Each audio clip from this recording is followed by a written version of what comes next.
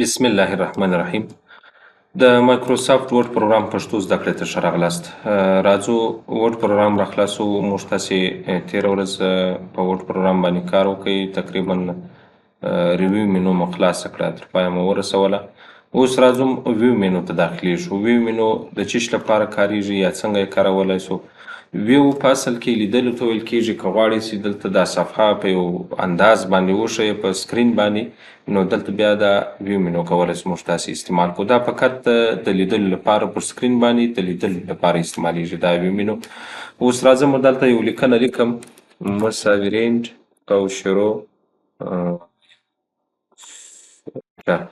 دا لیکنه مې ولیکله. دا لیکنه که چیرې غواړئ چې په یو انداز باندې دلته پر سکرین باندې وښیي، نو بیا دلته په ویو مینو کې موږ تاسې ویوز لرو. ویوز دلته اوس ګوره پرنټ لیاوټ ورته انتخاب کړه. که چیرې غواړئ چې دا لیکنه پرنټ کړي، د پرنټ په صفحه کې همیشه چې موږ تاسې یو لیکنه پرنټوو، په دې پرنټ لیاوټ کې به دا لیکنې لیکو. په همدې شکل باندې په پرنټ کې هم دا لیکنه راته پرنټېږي، لکه څنګه چې دلته په صفحه کې راته ښودل کېږي. او که چیرې غواړئ چې دا لیکنه مطالعه کړئ یا وګورئ د کتاب په شکل باندې، بیا ریډ موډ باندې کلیک کوو. د کتاب په شکل باندې کولی شئ چې داسې د صفحې یو بل طرف ته واړئ د دې ویکتور په واسطه باندې یا د دې ویکتور په واسطه باندې. یعنې دا کولی شو د مطالعې لپاره استعمال کړو یا کار ځینې واخلو. او همیشه چې موږ تاسې د انټرنیټ لپاره لیکنه لیکو یا د یو ویب سایټ لپاره لیکنه لیکو، د هغه لپاره بیا موږ تاسې دلته ویب لیاوټ ورته انتخابوو. دا د انټرنیټ د لیکنې لپاره کولی شو کار کړو یا کار ځینې واخلو. نو همیشه که د انټرنیټ د ویب سایټ لپاره لیکنه لیکله، په دې ویب لیاوټ کې به لیکو. که چیرې د ویب سایټ لپاره لیکنه موږ تاسې په پرنټ لیاوټ کې ولیکو او هغه لیکنه بیا ویب سایټ ته اپلوډ کړو، نو کیدای شي یو څه ناڅه ناوقیڅ ستونزه پکښې کېږي. نو همیشه چې د انټرنیټ لپاره لیکنه لیکو، په دې لیاوټ کې باید دا لیکنه لیکل کېږي یا لیکو.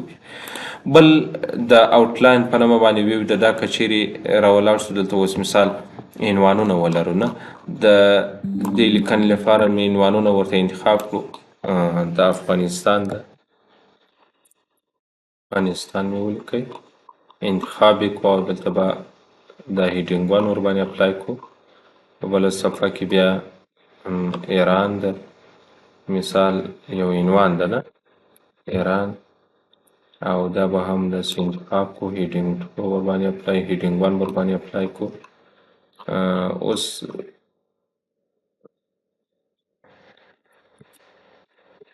پاکستان. اوس ګوره که چیرې دلته په صفحه کې موږ تاسې هغه عنوانونه مشخص کړي په هیډینګ سیسټم باندې یا په هیډینګ سټایلونو باندې، نو دلته بیا په ډرایپ کې ډېر همکاري راسره کوي. که چیرې آوټلاین یا ډراپ ورته انتخاب کړو، موږ تاسې هغه عنوانونه بیا کولی سو په اسانۍ سره مطالعه کړو یا کار ځینې واخلو. آوټلاین ورباندې کلیک کوو. په آوټلاین کې اوس ګوره د افغانستان په اړه څه کوم معلومات هغه ټول په دې شکل راته ښیي. که چیرې غواړئ چې دا معلومات یې هایډ سي یا دې شو سي، ډبل کلیک پر دې مثبت باندې ډبل کلیک کوو. د افغانستان موضوع ټوله مکمله مثال موږ تاسې مطالعه کړه، نور کار نه ځینې اخلو. دغسې د ایران موضوع راته ښیي، هغه موضوع چې مثال ټوله مطالعه کړه، بیا ډبل کلیک ورباندې کوم، ټوله راڅه هایډوي. او که چیرې دا د پاکستان موضوع ده، دغسې تر پایه پورې د هر څومره لیکنه چې دا ټوله مطالعه کړه، له هغه وروسته ډبل کلیک ورباندې کوو ټوله. یعنې ګوره هر څومره صفحې لیکنه چې هغه کولی شو موږ تاسې په یوه صفحه کې ټوله لیکنه راخلاصه کړو. یعنې ګوره هره موضوع چې دې په کار وي، هرې موضوع څخه چې کار اخلي، پر هغه باندې ډبل کلیک کوو. یا دلته هم کولی شئ د دې مثبت علامې په واسطه باندې، منفي علامې په واسطه باندې کلیپس بندول او شو ښکاره کول یا ایکسپینډ خلاصول، دا د دې لپاره کاریږي. بل په ویو مینو کې بل کمانډ د ډراپ په نامه ده. دا هم یو قسم انداز د لیدلو لپاره استعمالیږي. که چیرې غواړئ دا صفحه په دې شکل باندې په سکرین باندې ووینئ، بیا دلته ډراپ کمانډ ورباندې کلیک کوو. او که چیرې پرنټ لیاوټ ورته انتخاب کړو، بیا په پرنټ لیاوټ کې بیا په دې شکل راته ښودل کېږي. په پرنټ لیاوټ کې اوس ګوره د صفحې په ویرټیکل شکل باندې داسې ټولې په اوږدوالي باندې راته ښودل کېږي. دلته که چیرې دا کمانډ اوس کار نه کوي، نو څه مشکل لري، د سایټ ټو سایټ په نامه باندې که چیرې دا کمانډ ورته ټیک مارک کړو، دلته دا صفحې داسې د کتاب په شکل راته ښکاره کوي، بیا په ساره یې راته ښیي. او که چیرې ویرټیکل ورته انتخاب کړو، بیا داسې په اوږدوالي باندې راته ښیي. رولر ښکاره کول یا هایډ کول او ګریډ لاین ورته ورکول، جالۍ غوندې شکل ورته ورکوي د دې صفحو لپاره. او که چیرې دا نه وي د غیر ټکمارو نیویګیشن پن یا په چپ طرف کې یو لیست ښکاره کوي. په دې لیست کې هم کولی شو هغه عنوانونه په اسانۍ سره اوس مثال ایران موضوع راته وښیه، د پاکستان موضوع راته وښیه، نه هر موضوع چې مو په کار هغه ټولې موضوعګانې دلته راته ښودل کېږي. هغه د نیویګیشن پن له لارې کولی شو.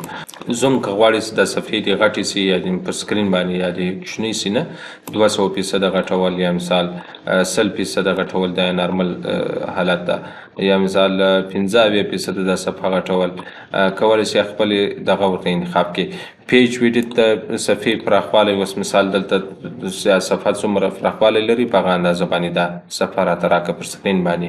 ټکسټ ویډیټ د لیکنې مطابق دغه صفحه راته راکړه نه، او که چیرې دلته هول پیج ورته انتخاب کړو ټوله مکمله صفحه په یوه سکرین راته وښایي، په دې شکل راته ښودل کېږي. که چیرې م دا صفحه ډېره کوچنۍ کړې یا غټه کړې وي بیا د 100% که چیرې ورته انتخاب کړو بیرته په نارمل حالت کې راته ښیي. 1 پیج یوه صفحه راته ښکاره کول پر سکرین باندې، او مولټیپل پیج ډېرې صفحې راته ښکاره کول. پیج ویډیټ که چیرې ورته انتخاب کړو بیرته هغه د صفحې اندازه چې هر څومره اندازه وي په هغه اندازه باندې پر سکرین باندې صفحه راته ښودل کېږي.